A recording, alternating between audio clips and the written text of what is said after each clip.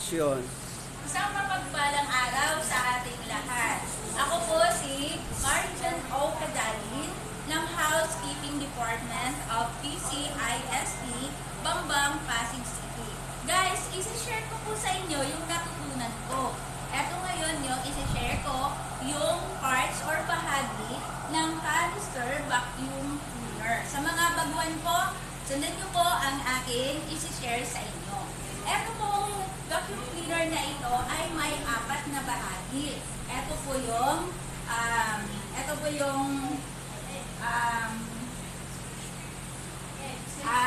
head section, ito yung body section, the inner section, and we have the outer section plus the accessories.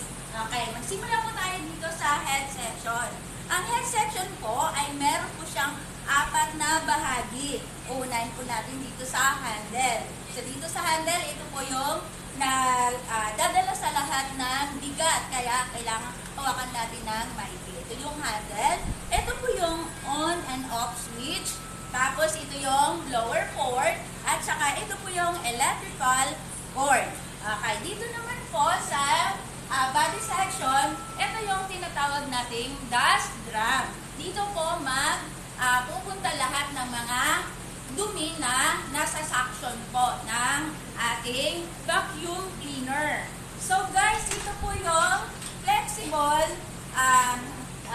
lock. Flexible lock. Kailangan ilalak natin na may dito para hindi po tayo madisgrasya. Tapos ito po yung suction port. Dito po hinihigop. Dito po dadaan yung mga dust. Hinihigop niya. Ni-store po niya dito sa dust drum. Tapos ito po nakapaligid. Guys, ito po yung tinatawag nating accessory holder.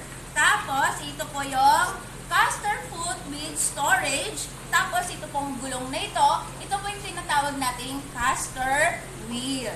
Okay, nakuha niyo po ba? Balik-balikan niyo lang po Saka ito po yung tinatawag nating dust bag. Ito po yung nagsasala ng mga dust para papasok po dito sa ating dust drum. Tapos ito po yung filter brace para po hindi po ito aalog-alog dito.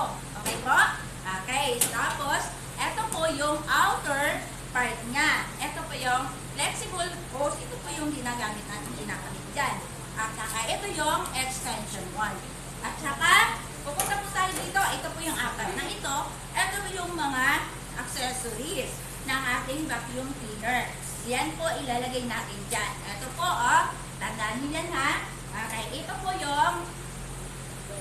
yung wet nozzle. Tapos, ito po yung carpet brush. Ito po yung small brush.